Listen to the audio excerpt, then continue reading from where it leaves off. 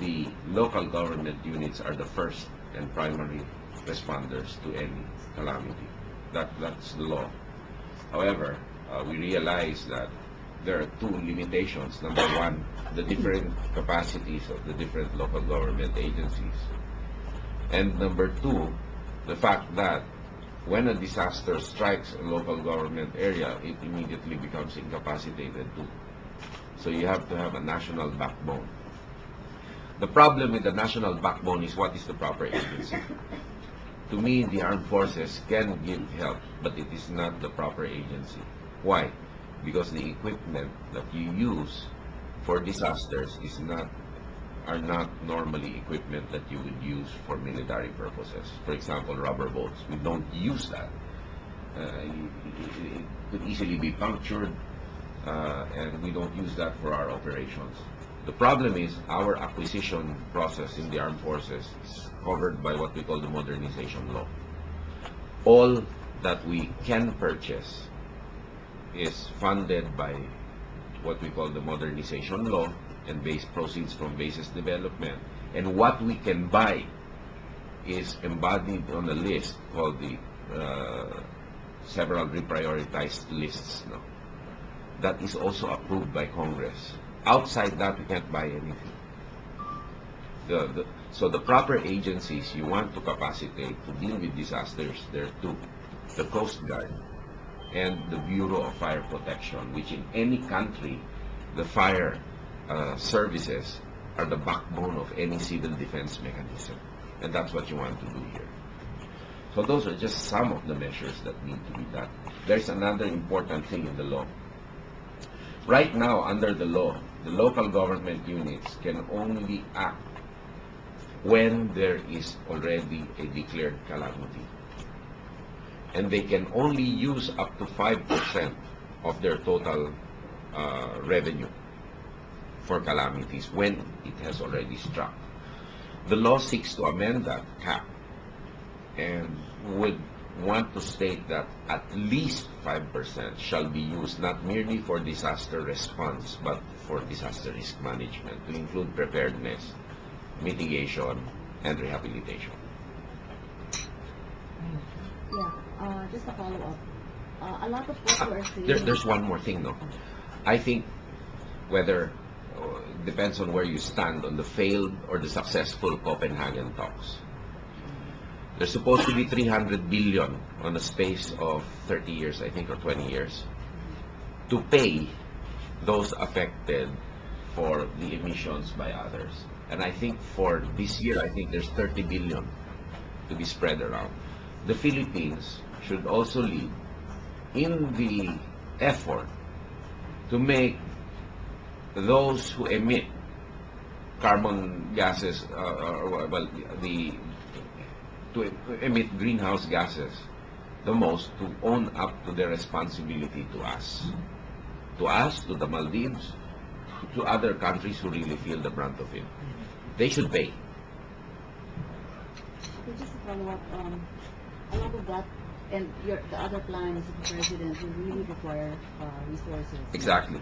But it seems like sometimes when we talk of resources, immediately we think about taxation or foreign borrowings and all that. What about the other aspect, which is just to plug all the holes? For example, the holes would be things like the corruption, the kickback, because instead of just going into foreign debt again or imposing additional taxes. First, we have to have an adequate estimate on how much corruption costs. It does have a leakage, but it's not that big actually.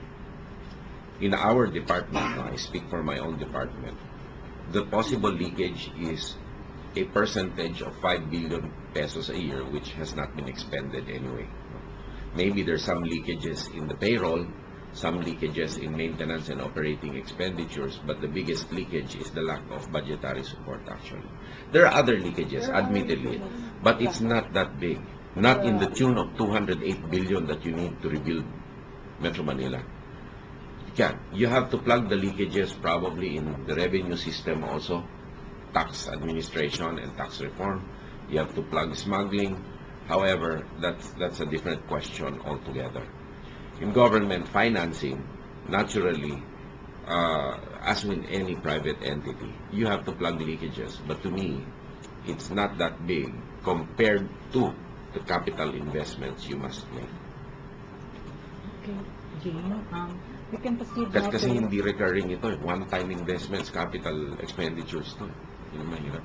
Pero it might leak also. Ha? It might also leak. Ay, natural. Pag hindi binantayan yung capital investments, maglilik talaga yan. But you know, particularly if there are global watchdogs funding. No? I mean, a lot of people take issue with the IMF, the World Bank, but the most important thing that they serve is as global watchdogs for good governance and seals of good housekeeping of uses of multilateral funding. That's the importance of their participation. If they're there, they can watch over it. And that was also the purpose of the Public-Private Sector Reconstruction Commission. You know why? You can have the best laid down plans, but any reconstruction and rehabilitation plan, particularly in a metropolis, means to say that some people will be benefited and some people just have to take a hit. Example, you just cannot tolerate shanties over waterways. Why? It's a hazard. It's a hazard to children who are born there. It's a hazard to health. You'll have to relocate them. Now, will they take a hit? Naturally, because it's an uncertainty once again. If you relocate them, can they have a life? Will they come back? There are some communities, to me, offhand, no, without the benefit of scientific study, Marikina, perhaps even in Taguig, that will have to go. Because they're extremely vulnerable, and you have middle-class houses in there.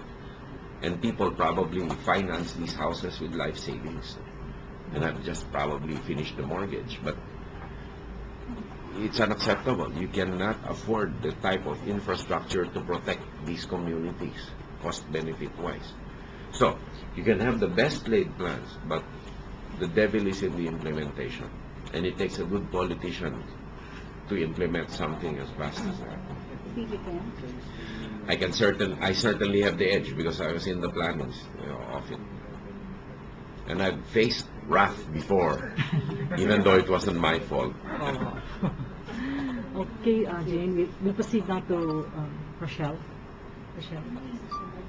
I have two questions. So the first Mike, one, excuse me.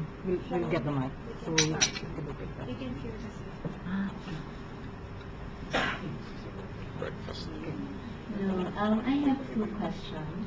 So the first one is, you and your wife were once supporters of the reproductive health bill. Yeah. So what made you change your mind? Okay. What happened with the reproductive health bill was that everybody got so embroiled in the debate as to whether or not it was a proper way of addressing a problem where we forgot about the problem already. The problem continues to fester unattended because merely the debate is centered as to whether or not government should substitute itself for our moral guardians with what is essentially a personal choice. Okay, and so we know that the RH bill will not pass. So what does fighting for something in there while the problem continues to fester do? What good will it do? Okay, but this is my mindset on that. Population management is a problem, not merely because of the limited resources which we have, but in the discussion earlier, that is a principal point. The lack of risk-free areas or the risk-free areas where you can have habitable communities getting smaller. The Philippines, we must remember, is an archipelago, and only some islands are not sustainable, and some are livable and life. We don't have a finite quantity of territory